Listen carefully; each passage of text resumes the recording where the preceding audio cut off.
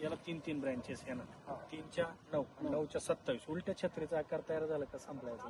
म्हणजे एवढी सेम याच्यात. हो, म्हणजे 1.5 फुटाची छत्री ही दीड आणि थोडंफार गेला एकमेकांमध्ये फांद्या. मुख्य विषयाने आपलं कमी अकरा जास्त होतं. जास्त किती आज उत्पन्न झालं? किती लोकसंख्या- झाडं लागली असतील तिने? हे जवळपास 5,500 झाड, 2 एकरात आणि परत पेरू आणि अंदाजे एकत्र तो वेगळा.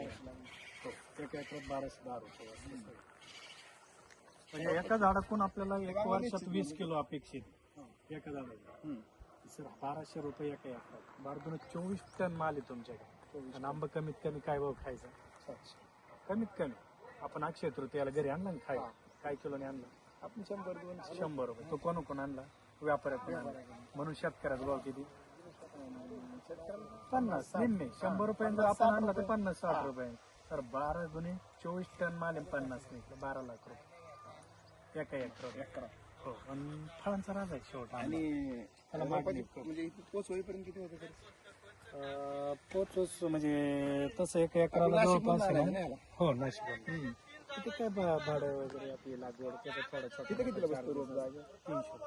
एक रोज. साधारण फक्त रोपांना 3,63,हजार रुपये लागतात. एक 15 रुपये किलो. सॉइल टेस्टिंग वगैरे करावं लागेल ना? नाही, चुनखडी नसावी फक्त. चुनखडीयुक्त जमिनीत आपण त्याचे हे मग बाकी काय कोणती राहू दे. मित्रच राम. नाही, याचं कसं आहे सर, आपण फक्त रोपट नाही देत, हे सक्सेस करून द्यायपर्यंत शेतकऱ्यासोबत. आता साहेब तर ठीक आहे, ते कृषी अधिकारी त्यांना बऱ्याचशा गायडन्स, तेव्हा काही विषय नाही. पण जे काही शेतकरी ही व्हरायटी शेवट नवीन आहे, त्याची छाटणी कशी करायची, ड्रिपनी काय द्यायचं, खत नियोजन कसं करायचं, हे सगळं मार्गदर्शन आपण करायचं. म्हणजे सांगितलेलं उत्पन्न काढून द्यायचं. बरोबर.